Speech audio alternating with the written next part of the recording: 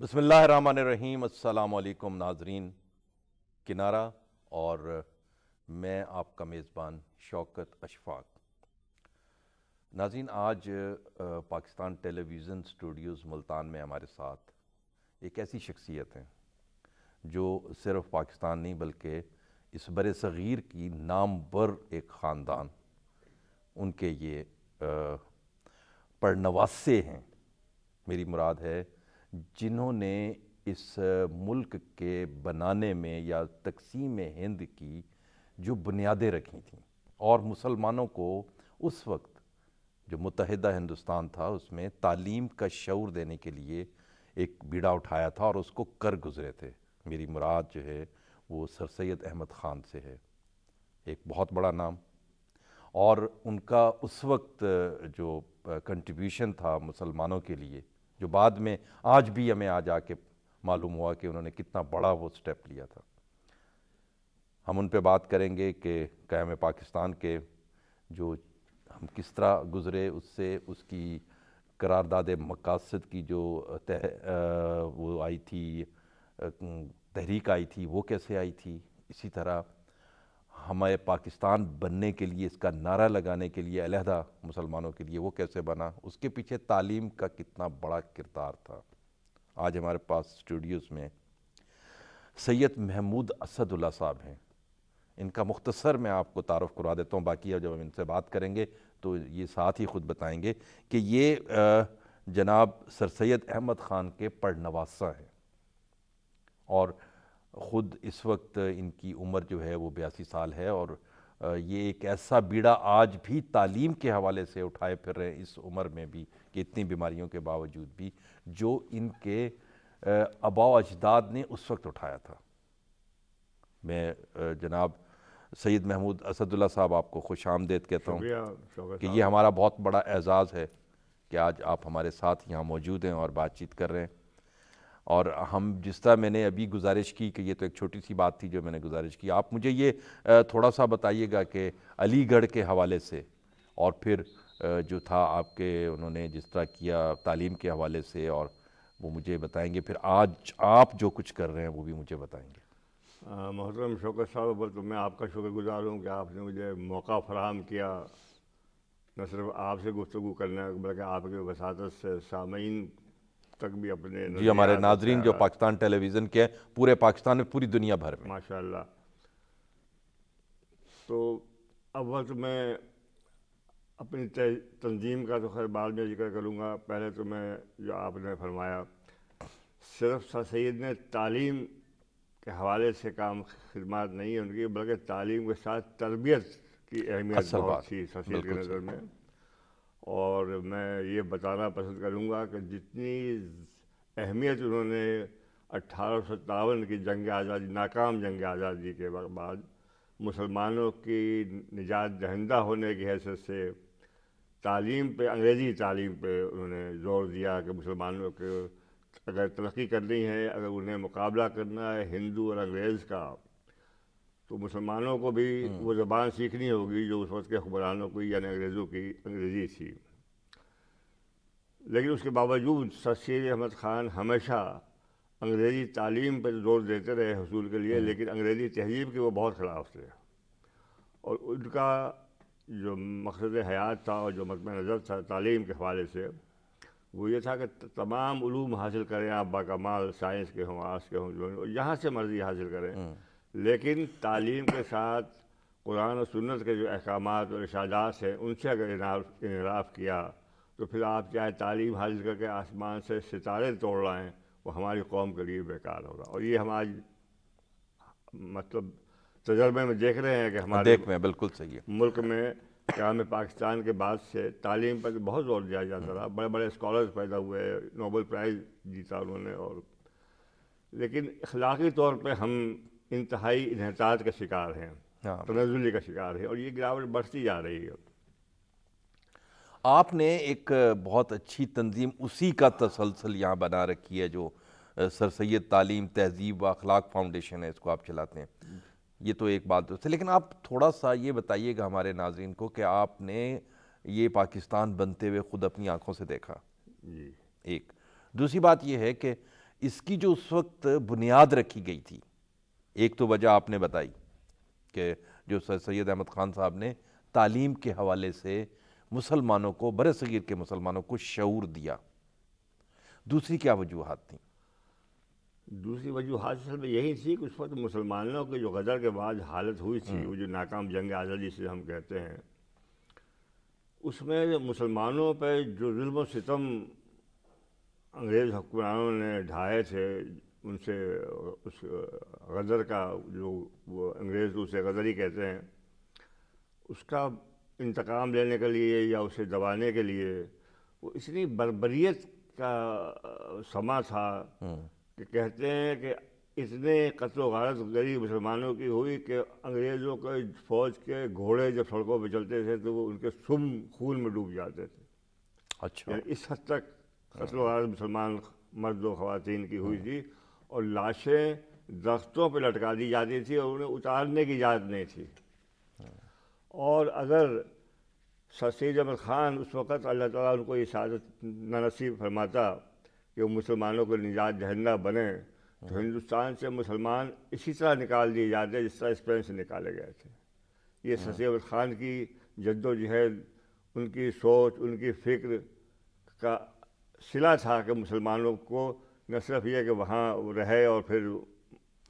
کیا ہندو نے انگریز کے ساتھ مسلمان کے خلاف الحاق کر لیا؟ ہندو تو شروع سے ہی ظاہر مسلمانوں کے خلاف تھا، اور میں یہ کہتا ہوں کہ ہندوؤں کو تو بدلہ لینا تھا محمود غزنوی کے 17 حملوں کا جو سومناتھ پہ کیا تھا، اور انگریزوں کو مسلمانوں سے بدلہ لینا تھا صلاح الدین ایوبی اور اس طرح کے حکمرانوں کی جو فتوحات انگریزوں کے خلاف تھیں اس کا. تو یہ دونوں قومیں جو ہیں یہ آج بھی اور ہمیشہ مسلمانوں سے کبھی، اور قرآن پاک میں یہ آیا ہے کہ یہود و نصارہ تمہارے کبھی دوست نہیں ہو سکتے. تو میں تو، اور ظاہر ہے کہ ہر مسلمان کا قرآن پہ اعتماد ہے، تو یہ ہم کتنے ہی کر لیں لیکن یہ لوگ ہمارے کبھی، اب ہمیں فکر ہوتی ہے کہ ہندو مودی یہ کر رہا ہے، مودی، ان سے ہمیں اچھائی کی توقع رکھنی ہی نہیں چاہیے. ہمیں تو اپنے آپ کو اتنا مضبوط بنانا ہوگا، اتنا مستحکم کرنا ہوگا قرآن سنت کے حساب سے اور تعلیم کے حساب سے اور سائنس کے حوالے سے کہ ہم ان کا منہ توڑ جواب دے سکیں. اور جہاد جس کے لیے اللہ تعالیٰ نے اتنا حکم فرمایا ہے، اس کے لیے ہمیں اپنے آپ کو تیار کرنا ہوگا. اب آپ اندازہ کریں کہ کشمیر میں 72 سال سے جو ظلم و ستم بربریت کا نشانہ ہمارے مسلمان عورتیں، مرد، بچے، بوڑھے بن رہے ہیں. ہم کہتے ہیں کشمیر ہماری شہرگ ہے. ارے ہماری شہرگ کو اگر 72 سال سے ہندو اپنے پاؤں سے روند رہا ہے تو ہم میں کیا اتنی غیرت و ہمت نہیں ہونی چاہیے کہ ہم اس کا آزاد کرا سکیں. اور ہم واقعہ سناتے ہیں محمد بن قاسم کا کہ وہ 17 سال کی عمر میں عرب سے سندھ میں ایک جہاز کے مسافروں کو، افراد کو ظاہر. اچھا یہ بتائیے گا کہ یہ جس طرح ابھی آپ نے بات کی، یہ آزاد کشمیر کے حوالے سے بھی بات کی، مقبوضہ کشمیر کے حوالے سے بات کی، کیا یہ جو ہندو تھا یہ مسلمان کا مقابلہ تو کسی صورت نہیں کر سکتا تھا؟ مسلمان کا مقابلہ وہ میدان جنگ میں تو نہیں کر سکتا، لیکن اس وقت تجارت میں، سیاست میں، تعلیم میں، معاشیات میں وہ بہت آگے تھا، اور یہ اس کی ایک خصلت میں تھا. مسلمان تو اس زمانے میں صرف بٹیرے لڑانا جانتا تھا یا گھوڑے نہلانا جانتا تھا انگریزوں کے، یہ چھوٹے موٹے کاموں میں لگا ہوا تھا. یہ ان کبوتر بازی یا پتنگ بازی یا مجروں میں جو بادشاہ کے بجے کھجے لوگ تھے وہ اس میں مشغول رہتے تھے. ان میں کوئی رمق نہیں تھی، نہ تجارت کی، نہ سیاست کی، نہ حکمرانی کی، نہ معاشیات کی، نہ معاشرے کی. وہ تو بالکل ایک تھرڈ کلاس جسے کہنا چاہیے وہ انسان رہ گئے، تو قوم رہ. آپ نے خود بھی تعلیم جو ہے وہ علی گڑھ اسکول سے حاصل کی ہے، بنیادی تعلیم. جی ٹھیک ہے. جی. اب آپ پاکستان میں آئے، جو خواب سر سید احمد خان نے مسلمانوں کے لیے تعلیم کا دیکھا تھا، کیا آپ سمجھتے ہیں کہ آج اس پاکستان میں وہ خواب پورا ہو رہا ہے؟ جہاں تک اب لفظ تعلیم جو ہے نا، اس کو پہلے تو تعلیم میں تربیت لفظ ہوا کرتا تھا، اب تعلیم کے حوالے سے تو سر سید احمد خان کا خواب پورا ہو رہا ہے، لیکن تعلیم و تربیت کے حوالے سے ہم ان کے خواب سے کوسوں دور ہیں۔ اصل بات تربیت کی ہے، تعلیم کی نہیں، اصل بات تعلیم کے ساتھ تعلیم کے ساتھ تربیت۔ تربیت، اسی لیے ہم نے جو اپنی اب یہ فاؤنڈیشن بنائی ہے، سر سید تعلیم تہذیب اخلاق فاؤنڈیشن، یہ اس سے ظاہر ہوتا ہے کہ یہ تینوں صفتیں جب تک ایک انسان میں، خواہ وہ مرد ہو یا عورت ہو، نہیں ہوں گی، اس کا ادراک انہیں، اس کی اہمیت کا ادراک ایک ساتھ نہیں ہوگا، اس وقت تک ہم کچھ یعنی کامیابی۔ آپ جو سر سید احمد خان صاحب کا تعلیم کا پیغام تھا، کیا وہ آج کے پاکستان میں امپلیمنٹ ہو رہا ہے؟ نہیں، بالکل نہیں، بالکل نہیں، ہم کوسوں دور ہیں اس سے، ہم کوسوں کیسے ہونا چاہیے؟ وہ ایسے ہی ہو سکتا ہے کہ یہاں بچوں کی، دیکھیں بچوں کی اول تو پہلی تربیت گاہ جو ہے وہ آغوش ماجر کہلاتی ہے، اس کے بعد اسکول آتے ہیں۔ تو یہاں ایسی حکومت کو چاہیے اول تو، اور اگر حکومت نہ کرے تو کم از کم کوئی مخیر حضرات کو جو عالم الدین ہوں، جو جانتے ہوں، جن میں شعور ہو یہ کہ تعلیم کا سب سے بڑا جو اہمیت دی گئی ہے کسی مذہب میں وہ اسلام ہے، اور اسلام میں جو قرآن میں جو تعلیم کے لیے، حصول کے لیے ہے، تسخیر کائنات کا حکم ہے۔ تسخیر کائنات کا مطلب یہ ہے کہ آپ سمندروں میں، اللہ تعالیٰ فرماتا ہے کہ خزانے تلاش علم کرو، میں، سمندر میں تلاش کرو، جنگلوں میں، پہاڑوں میں، صحراؤں میں، دریاؤں میں ہم نے چھپا رکھے ہیں، وہ تلاش کرو، تسخیر کائنات کرو، بقول علامہ مشرقی کے کہ چاند پہ پہنچنا مسلمانوں کو لیے چاہیے تھا، پہنچا انگریز، اور ان کی بھی جو سائنسی ترقی ہے وہ بنیادی طور پہ قرون اولیٰ کے مسلمان سائنسدانوں کی تحقیق پہ بیس کرتی ہے، ایسے ہی ہے۔ مگر ہم اس سے اب کوسوں دور ہیں۔ اور تعلیم کا ہم یعنی تعلیم کے حصول کے لیے سر سید نے جدوجہد کی، اور اس پہ اس لیے کفر کے فتوے لگے۔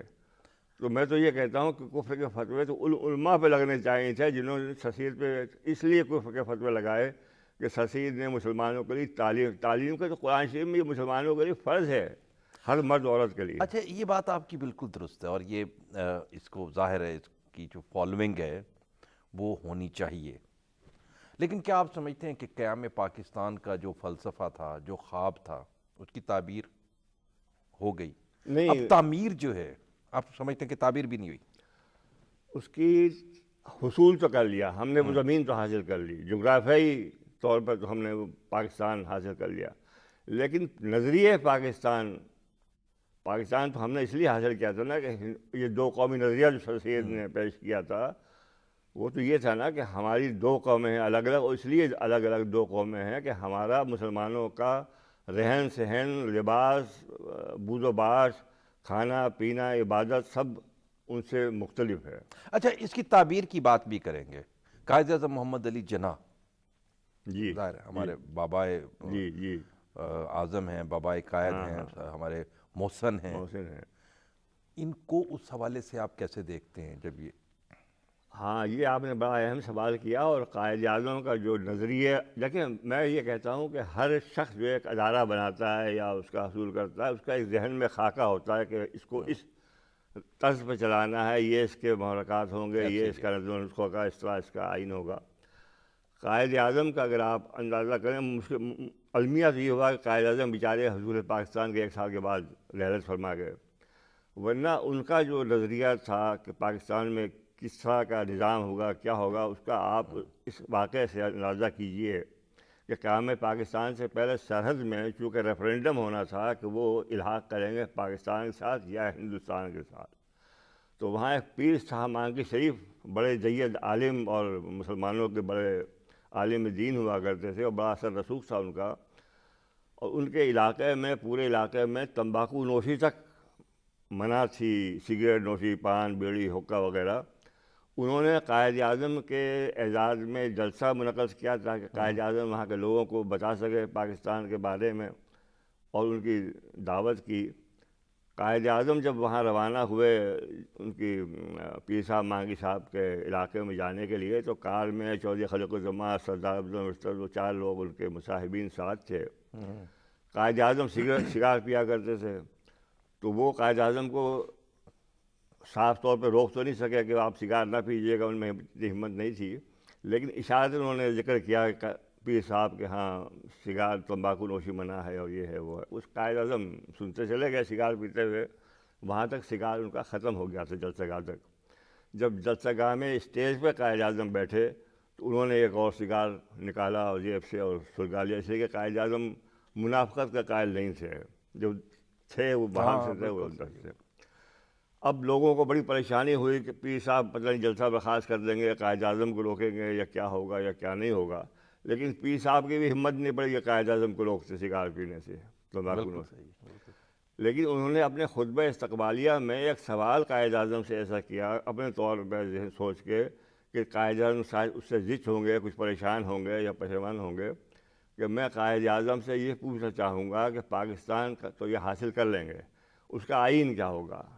تو قائد اعظم نے اپنے خطبہ صدارت میں ارشاد فرمایا کہ مجھے بڑی آج حیرت ہو رہی ہے, حیرانی ہوں اور دکھ بھی ہو رہا ہے مجھے یہ سن کے کہ مسلمانوں کا اتنا بڑا عالم الدین پیر, اتنا دیت, وہ مجھ سے پاکستان کے آئین کے بارے میں پوچھ رہا ہے. پاکستان جو کہ اسلامی مملکت بننے جا رہی ہے, اس لیے کہ پاکستان کا آئین تو میں کیا دوں گا, 1400 سال پہلے قرآن میں اللہ تعالیٰ نے نازل کیا. بالکل صحیح.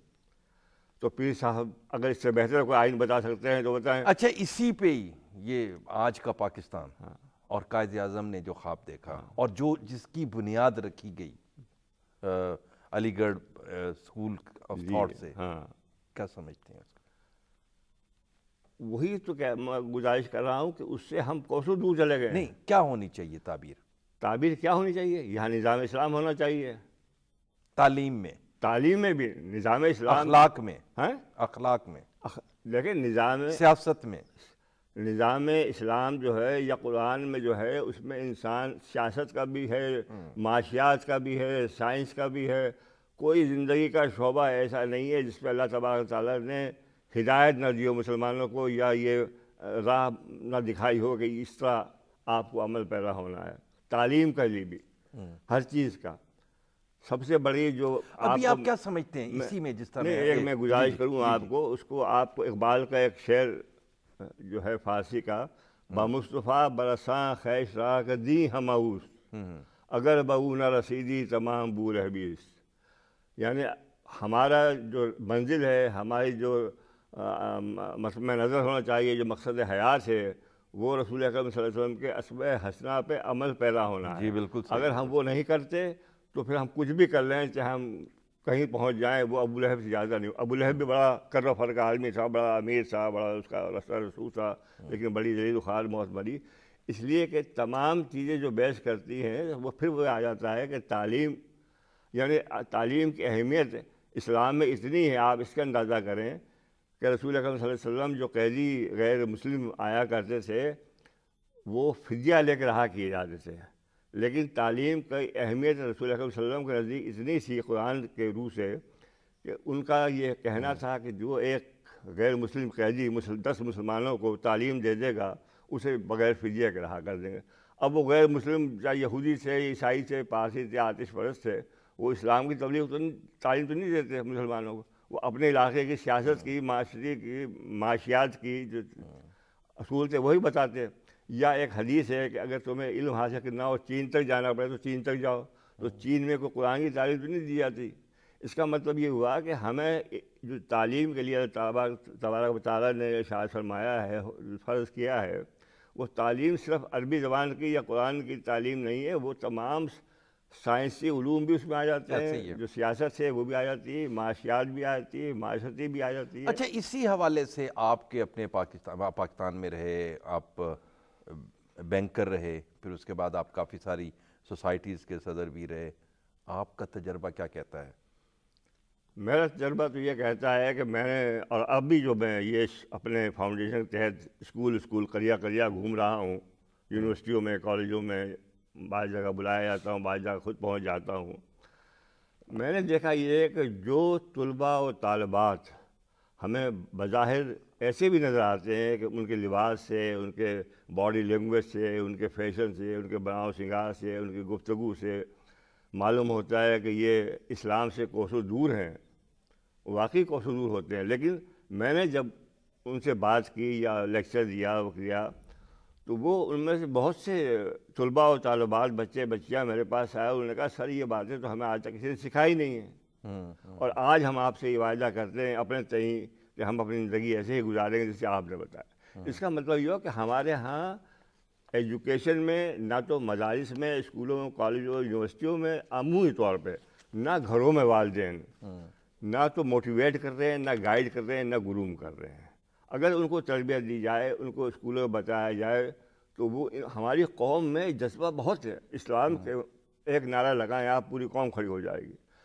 فرانس میں کارٹون چھپتا ہے خدا حضرت رسول اکرم صلی اللہ علیہ وسلم کی گستاخی میں، یہاں کے وہ 2 نمبر مولوی جو ہیں، میں تو صاف بات کروں گا، وہ دھرنا دیتے ہیں، ہزاروں لاکھوں آدمی جمع ہو جاتا ہے وہاں، حالانکہ وہ کوئی مخلص نہیں ہوتے۔ وہ اگر مخلص ہو تو یہ جو پاکستان میں بے شرمی بے حیائی کی جو مظاہرے ہو رہے ہیں، اسٹیج ڈرامے ہیں، فلمیں ہیں، ٹی وی چینل پہ بہت سے پروگرام ایسے آتے ہیں، ان کو ان کے خلاف کریں۔ یہ اسلام یہ میں بنیادی طور پہ جو آپ بات کر رہے ہیں یہ تربیت کا فقدان ہے۔ تربیت کا فقدان۔ آپ مجھے یہ بتائیں کہ ہمارے ناظرین کو بھی بتائیں، بلکہ یہ سجسٹ کریں کہ تعلیم کے ساتھ تربیت جو ہے اس کی کیا ہمیں اختیار کرنی چاہیے؟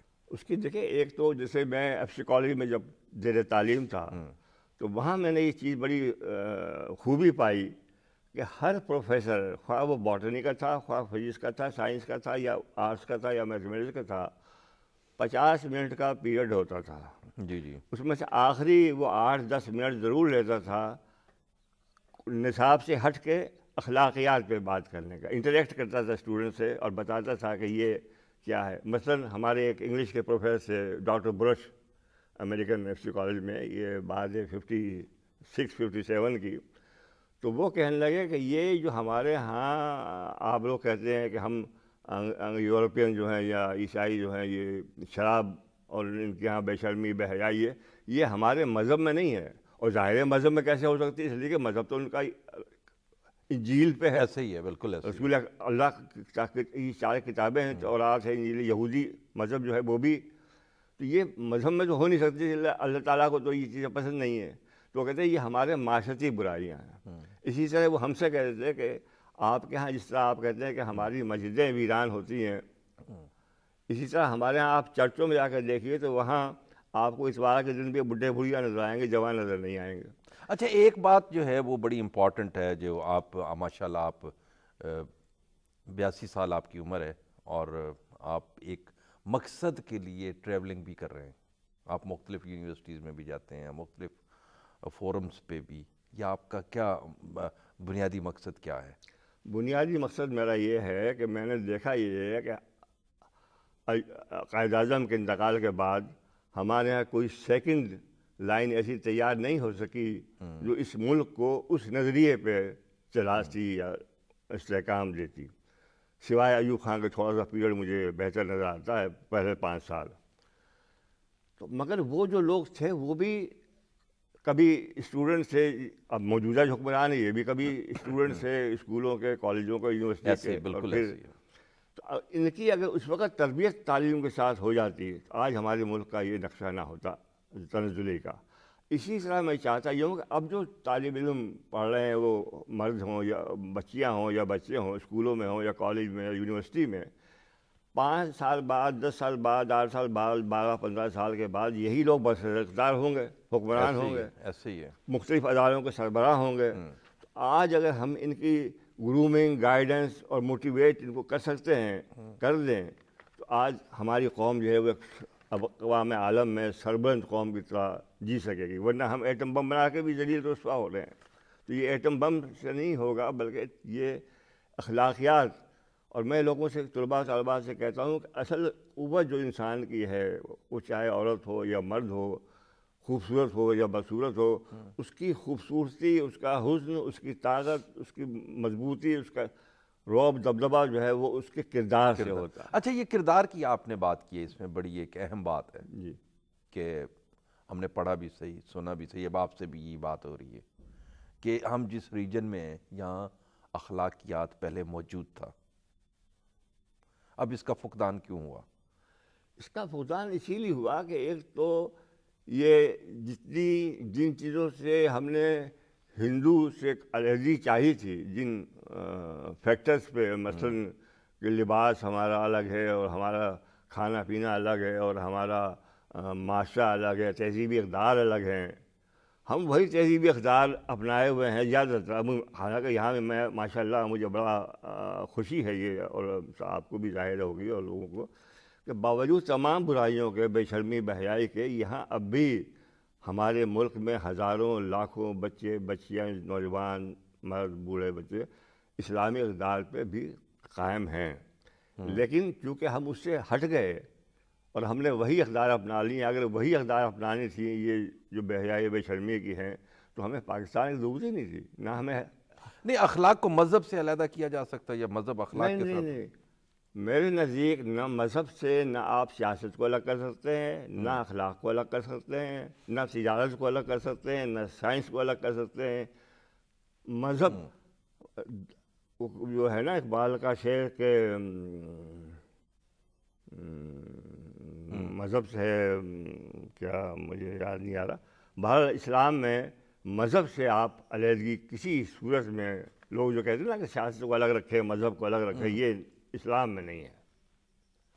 وہ ہے نا، وہ جدا جب ہو دین سیاست سے، اسی کی بات کریں. ہاں بالکل صحیح ہے، اس میں وہ پورا پیغام ہے. پورا پیغام ہے وہ. ابھی آپ کیا سجیسٹ کرتے ہیں پاکستان کے اندر؟ آپ کا اتنی ایکسٹینڈنگ ہے، اتنی بڑی آپ کی فیملی ہے، آپ کا اتنا بڑا نام ہے، تو کتنے حد تک آپ یہ سمجھتے ہیں کہ ہمارے کوئی ایسی ہمیں مستقبل میں کوئی بہتری کے چانسز جو ہیں وہ موجود ہیں، اخلاقیات کے حوالے سے، تعلیم کے حوالے سے اور باقی جو چیزیں اس کے حوالے سے؟ دیکھیں میں آپ کو مثال دوں کہ لاہور میں جہاں آپ لمس جیسی یونیورسٹی ہے، یا یہ ہوم اکنامکس ہے، یا یو ایم ٹی ہے، یا اور بعض کالجز ہیں، جہاں وہاں انتہائی، اگر آپ جائیں تو آپ طلباء طالبات کو انتہائی شرمناک اس میں دیکھیں گے کہ وہ گپے لڑا رہے ہیں اور حرکتیں ان کی، ان کا لباس.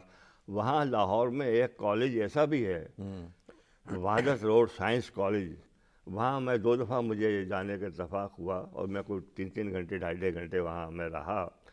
وہاں میں نے اور وہاں لڑکیاں بھی پڑھتی ہیں اور لڑکے بھی پڑھتے ہیں، کسی طالبہ کو، کسی لڑکی کو بے پردہ نہیں دیکھا، کسی لڑکی کو الگ کہیں درخت کے نیچے کہیں کونے میں بیٹھے گپے مارتے نہیں دیکھا. تو مجھے بڑی حیرت ہوئی کہ لاہور جیسے شہر میں جہاں لمس اور یہ اس طرح کے کالج ہیں، گورنمنٹ کالج یونیورسٹی ہے، وہاں ایسا بھی کالج ہو سکتا ہے، ادارہ تعلیمی ادارہ. تو میں نے وہاں کا پرنسپل سے اور ایک ڈاکٹر اکرم یا اکرام ہیں ان کے وائس پرنسپل، ان سے بات کی. میں نے کہا بھائی یہ کیسے؟ مجھے تو بڑی حیرت ہو رہی ہے.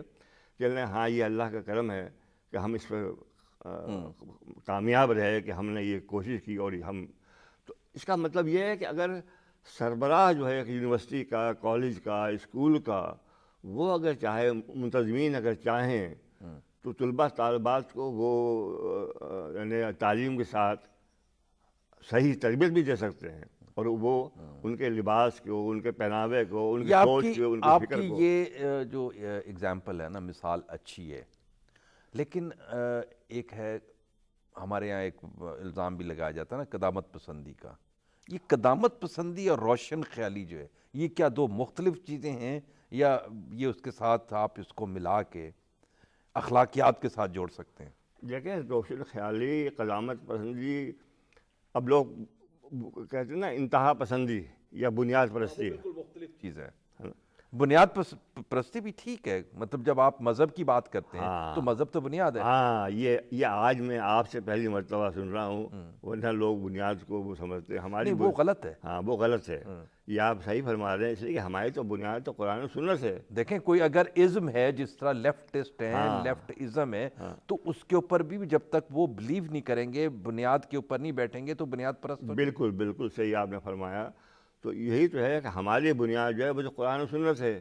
اب آپ اس پہ عمل کرنے کو آپ بنیاد پرستی کہیں یا قدامت پسندی کہیں، وہ تو بھی آپ کا ہے. اور یہ تو اللہ تعالیٰ نے فرمایا کہ ہدایت تو میں دوں گا، بالکل تمہارا کام تو سب یہ ہے، اس میں تو دوسری رائے نہیں ہے. دوسری رائے نہیں ہے.